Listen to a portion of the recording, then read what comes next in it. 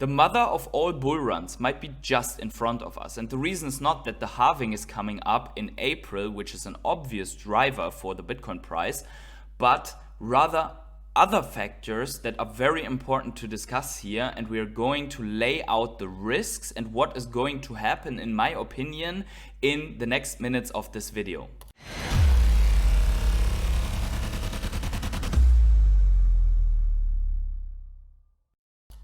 Hey everyone, it's a patient toddler coming at you with another video, and in this one I'm going to explain exactly why I believe that the next crypto bull run is going to be harder, more violent, more extreme than the other crypto bull cycles. And before we go into that, please smash up the like button if you enjoy these quick video updates on Bitcoin, on altcoins, on crypto in general, Ecomi, Vivi, and so on. Let me know by smashing the like button. Also, subscribe to the channel to not miss out on these videos and tick the little bell to always get notified whenever I upload a video or start one of my live streams like Crypto Morning Coffee just tomorrow.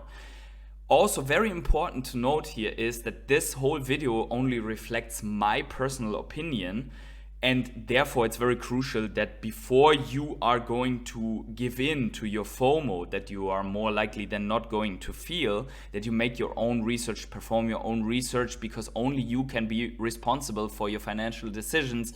So make sure to do your due diligence, right?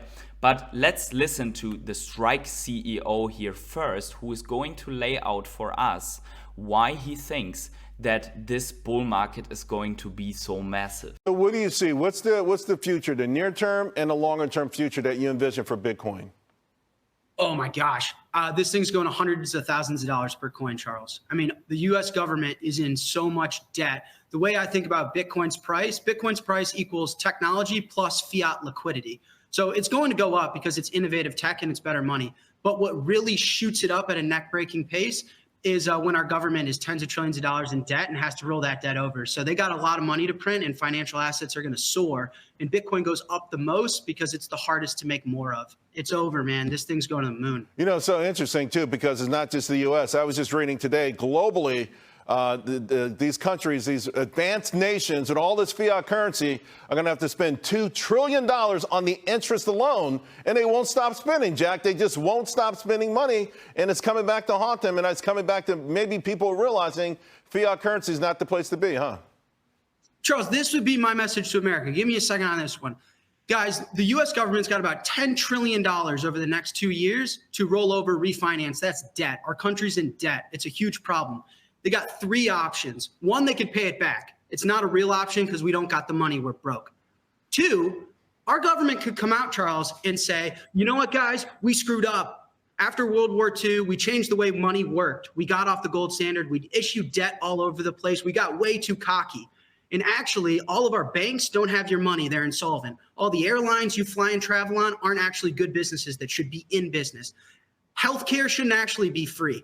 We screwed up. We piled on so much debt and screwed up the younger generation, and we're in huge trouble. So we're going to have to let everything fail and reset this country. Now, they're not going to do that, are they, Charles? They have a third option, which is unique to the government. They could print the money that they're missing. And when they print the money that they're missing, they're stealing from all the people that hold US dollars. And so what they'll do, they'll have to do is print dollars. And the only way to save yourself is own not dollars. And that's when you see things like the S&P 500 and gold and Bitcoin soar. And so that's what's going to happen over the next 2 years. They got to print 3 times more than they did during COVID. I love your enthusiasm, Jack. We're going to bring you back. We really do love your enthusiasm and your message. Thanks a lot for sharing it with us. Thanks a lot. Cheers, honey. All right, buddy. So as you have heard, the government has technically 3 options, of which 2 of them they are never going to take. One is obviously pay back all the debt, which is impossible, so they can't take it.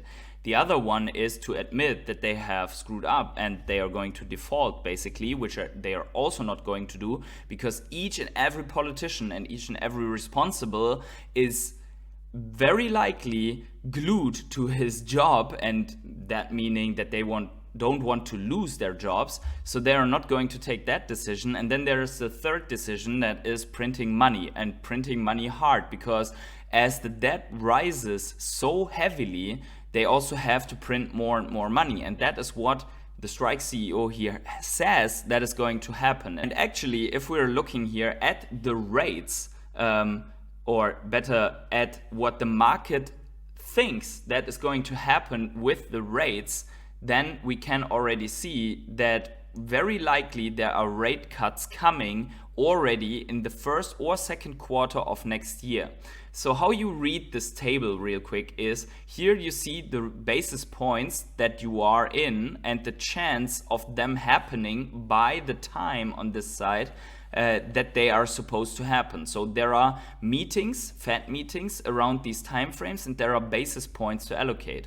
So right now we see that the markets are factoring in for December and for January that the rates will stay the same, but already in the end of March they see rate cuts. Now this goes along with a warning from myself that for Bitcoin and for the other assets we could see a very hard pullback, if not maybe labeled as a crash, before that happens, because usually the Fed is not going to cut rates just because everything is solved. Usually something in the system breaks and makes the Fed, the government, whoever, go back to money printing. I mean, we have seen it in the dot-com bubble.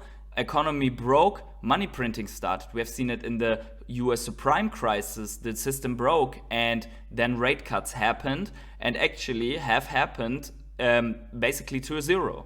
And then during the C crisis, we also had the system breaking and money printing starting. So more likely than not, the system is breaking before money printing is starting. So if we can believe these chances of rate cuts somewhere in Q1, Q2, or maybe to the end of 2024, somewhere in that range, more likely than not, something is breaking and bringing the Fed back to cutting rates.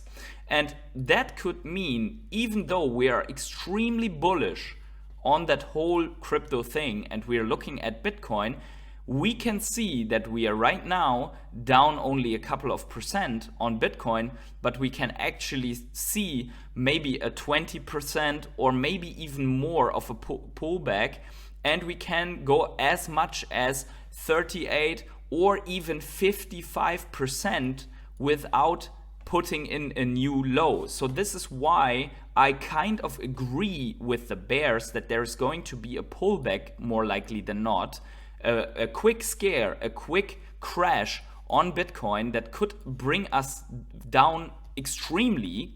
It will feel extreme, even if we just backtest on this bull market support, it will feel extreme. And yet I disagree a lot with the bears that there will be a new low. So I don't think that this crash will be to the extent that there will be a new low. The reason is that the black swan or the crash or whatever breaks in the system would have been so hard that it basically overshadows the magnitude of the C crisis before the other bull run, which also failed to put in a new low in the Bitcoin price. If you look at it here, we see that we had this black swan also here just before the halving, and we did a pullback of 62%. Yet we failed to put in a new low to this. You see this low is higher than this low. So you see the trend has actually not been broken. So we could see such a break in the system and have a pullback of 56% without putting in a new low. So even such a hard black swan, such a worldwide magnitude would be covered by this. So let's listen also to Cathie Wood and to what is going to drive the next crypto bull run, or the bull run that we are just in the beginning stages of, and why this bull run is going to be so hard, and why her personal target is still 500,000 for one Bitcoin. You and I sat together in 2021 down at Javits Center. Yes. And I asked you, and by the way, this was when Bitcoin, I believe, was selling. It was like $50,000. I mean, it was much higher than it is right now. Mm-hmm. And you said over the next 5 years, you thought it was going to rise at least tenfold. Okay, so yes. I think you were looking at $500,000 yes. a coin. Yes. We're now 23, coming on 24. If we had this conversation in 25, 26, Do you think we're still? Are you on track? Yes, I think this regulatory breakthrough is very important to bring institutions online effectively.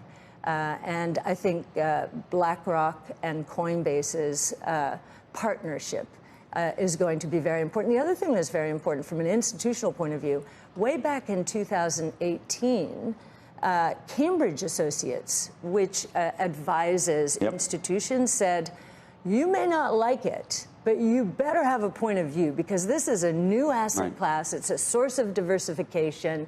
And we would add, it's a hedge, if you're talking about Bitcoin in particular, a hedge against both inflation and deflation. And as you know, we think the bigger risk is deflation. So as we've heard here from Cathie Wood, she actually says that the biggest risk, going back to what I said before, of something in the system breaking, the biggest risk in her eyes is deflation. So that could be actually something that could break in the system. And yet she says that Bitcoin, especially Bitcoin, is going to be a hedge against that and against inflation, which we're having right now. So the Fed is in the position between the both things. So no matter what happens, according to Plan B's model here, the market cycle model, we are in a pre-bull stage. And usually, with a pullback or not, as we can see here, this results after the halving into the bull market phase that then brings us to new all-time highs.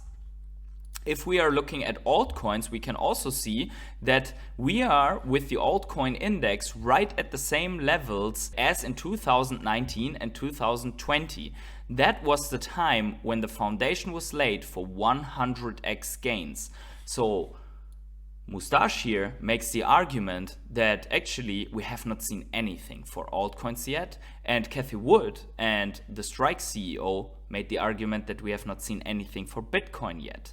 So very bullish in my opinion, and we could see the mother of all altcoin seasons and all crypto rallies here. Pretty exciting. Maybe as a last picture, we see here just Ethereum repeating the previous cycle. Are there 2000 gains, 20x coming for Ethereum? Because if that is the case, then you can for sure think that every other altcoin coming behind Ethereum, if it's good, if it has news, if it's not dead, put in way more than only a 20x. And even if you have just a little bit of money in the crypto market, this could result in massive gains. So this is why I am so bullish on crypto, on altcoins, on Ethereum, on Bitcoin, on everything around crypto at the moment, because that extensive amount of money printing, 3 times of that previous bull market at least, plus institutional adoption, plus more retail engagement into the crypto market, should be enough of a catalyst. But then we also have, as always, as I said in the beginning, the halving, plus we're going into election year, which is also very important, and obviously institutional adoption is facilitated by spot Bitcoin ETF from at least 12 different firms.